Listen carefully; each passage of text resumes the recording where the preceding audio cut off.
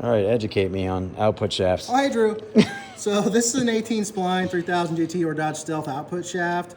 You can see there's actually some wear on here, and you can kind of look at... Yeah, you can see it. You know, it's not supposed to be that thick, but it's supposed to be like this thick, carried all the way forward. Right. So if your car looks like that, yeah, you got a lot of life in it probably yet too. Yeah. But I would never rebuild a transmission and send it back with a client like that. So these all get replaced. That's where you would get that thud, like the play and the driveline. You can get a little bit of thud in there. Yeah. That's not super common until you get a lot more worn than this. Okay. But the worst part is these splines can strip, or in the case of the 18, this will just shear off completely if you do a hard launch, and you can break this. And it's really hard on your center differential because it's attempting to put all your power to your front wheels then, and you can actually smoke the VCU. That's how you blow the VCU, yeah. You can, okay. Or towing it. That's actually really common. When I was anticipating getting towed today, I'm like, it's got to be a flatbed. It's got to be a flatbed. Yeah. Because I mean, I know people that have towed it to the next exit on the interstate. No, ruin their that's just, VCU. of course, that would ruin I it. worked Yeah. on one like that was ruined. I would never let that happen. But what I was saying is most 18 spline units we do, we recommend the 300M shaft. Yeah. Because the original ones were pretty weak, but you could be okay if you didn't launch them. Yeah. The aftermarket ones are made in Taiwan, and they're actually weaker than the stock ones too. Yeah, of course. So if you got a 25 spline car, the aftermarket ones are fine. Yeah. But if you got an 18, we really recommend the 300M shaft. Okay. I was just showing Drew here. This is a cluster here that we rebuilt today.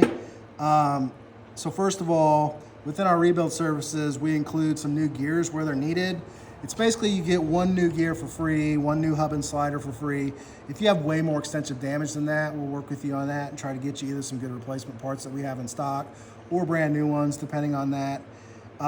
So that's another reason it's a good idea to get this done before it really gets grinding bad, because this particular unit did have a bad third gear, and we did replace that for free. The second and third is usually an issue on these. Yeah, and so you can see here that those teeth are really sharp. Yeah. Well, that's because we put a new one on here. The mating teeth from the slider also have to be sharp because they actually form like this 45-degree angle together. Yeah. And that's what makes that slip in the gear, just like this. Probably easier if I set it up. Okay. Oh, wow. Whoa, nice catch.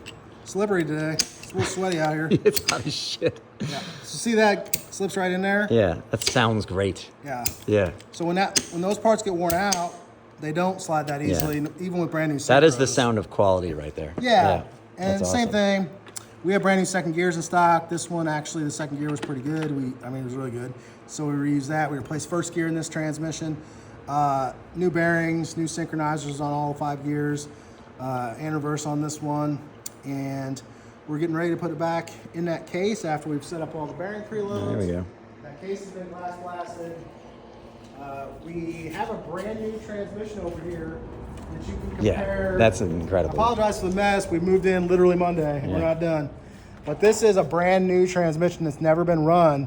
And you can see the finish here is basically the same as our glass blasting. Yeah, the glass blast actually looks, I would say, even maybe better. Yeah, it looks, it smooths out a little bit of the casting imperfection probably. It looks awesome. And we've also, when we glass blast these, we run them through a wash cabinet too, and we've kind of figured out the exact amount of time to run that in the wash cabinet to get this color. Yeah, it looks awesome. If you just glass blast them, they're like too bright silver. Okay. And so we try to get closer to a stock type color here. You can see it really good here. That just looks just like a brand new one. It does look brand new. That's crazy. Yeah. Where's that crazy case that I took a picture of? Yeah. That looks incredible. Frank Gaggy and his Craftworks Designs here. We are Looks incredible. Craftsworks Industries. Yeah. We're putting this 7075 billet aluminum end case here. We're putting that into this brand new transmission. Brand new here. JDM 6-speed, right? Is that what Yep. Yeah. So this is a JDM 6-speed. We just tore this down today. Never been opened because the client wants our bell housing bracelet, which is a ring that goes around these 2 bearing races. Yeah. And keeps your bell housing from being destroyed on a hard launch. No hard launch, yeah, right. And we got brand new 7075 aluminum shift forks that go on 1, 2, and 3, 4, because you can actually break. The shift fork will crack. It can crack here sometimes, and sometimes it cracks on the other side. What are these? Okay, so one of those is for the reverse detent, and one of them's for like the reverse light. So you see, this is reverse. Yeah. So when this clicks into gear, this actually Triggers a switch or something. Triggers a switch Yeah. to make sure brake lights come on. I believe this is part of the detent system that helps make sure that your shift shaft here works properly. Oh man, okay, It yeah. doesn't engage 2 gears at once. This is a 6-speed one. They're pretty long. Oh yeah, I'm familiar with this one. I did the yeah. bushings. Yeah. Yeah. So, and this is also perfect. You know, it's really nice to look at the perfect cadmium plating on that. We do refinish these when we have a transmission that we rebuild. We do sandblast this and we paint that with high quality semi-gloss engine paint, but we haven't yet gone to the lengths of getting these replated yet. So we paint those aluminum. Yeah, it's like a new transmission. Yeah, I mean this is going back in time and getting a brand new JDM. Yeah, it is. It's pretty neat to but work better. on. That's why we got this moving blanket down here. I want to do everything to this and have not a scratch on it, and the client still feel like they have a new but better. It's cool actually seeing this, like just walking in here. You weren't expecting me, and it's just like it's awesome. I mean, I got here this morning when it was a little bit cooler and took this apart. More importantly, what did you think of my car? That is like a time capsule in itself. I mean, for a 93 or 92, I keep thinking it's a 93. Yeah. For a 92, I wish it was because it would have the upgraded, better head gaskets too, right? Because I think I have paper gaskets. Yeah, they can. Some of the earlier ones had a composite gasket. Yeah. And the later ones, they got the MLS, multi-layer steel. Well, I'm not going to be running 20 PSI or anything, so and I'm I not mean, worried. I ran a 92 car that the head's never been off of, and I mean, I got down to 12.1, just running like 60 pounds of boost. Oh, okay. And 112 miles an hour or something. That's awesome. If you're like sane on the tune, that's kind of all the difference. But you agree with me that I should leave the car the fuck alone. It should be stock. No, I wouldn't touch take that care thing. of it. If you want the modding bug to take over, get a different car. Get a different car and destroy that one. Because that thing's just too nice. It's literally like if you went into the dealership and said, or maybe a year or two after the dealer opened, and said, I wanted Turbo Stealth, and they had one. And I drove it here. Nervous as hell. Yeah.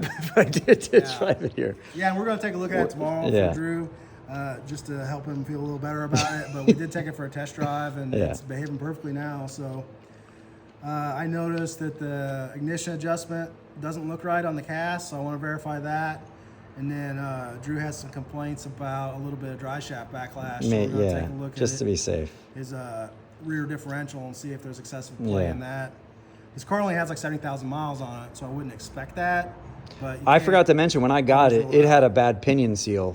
So it did leak fluid, but it wasn't low. I checked the fluid. I put the red line, whatever, in there, and well, luckily, there's not a crush sleeve in these rear ends, so they're supposed to be torqued to 136 foot-pounds. Yeah. So hopefully they did that properly, and it's not actually loose in there. Oh, yeah, well. So, but we can take a look at that too.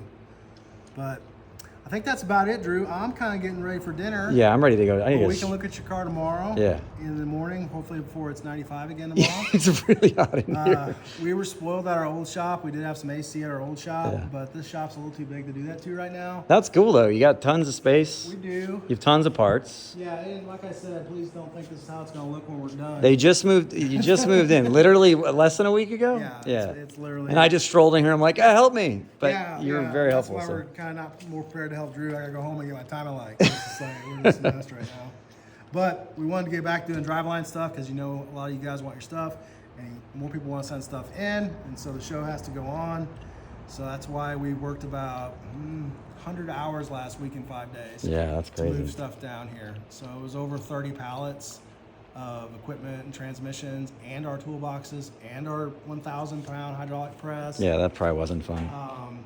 You brought the lift here, right? Or there was one? No, there was a lift here. That's a decent one too. Yeah, it is. That's a Benpack TK, which I mean, I'm not an expert, but I think that's pretty top tier. Usually when you see Benpack, you're probably in good shape. And it seems to work great. We're waiting on there's threaded adjustment pads you can get for them. And that's what you're talking about. They're missing on this one. And so we're going to have to make sure that we can contact your body evenly. We might have to do the old lay on the ground under jack stands. I have 2 aluminum jack stands in my car. I'm prepared for all the worst. I'm sure you have tons of stuff. Yeah. All right, well, he's going to go home, eat dinner, and I'm going to find a hotel and take a shower because I'm sweating like a motherfucker. Yeah. All right. Thank you, man. I appreciate it. Oh, yeah.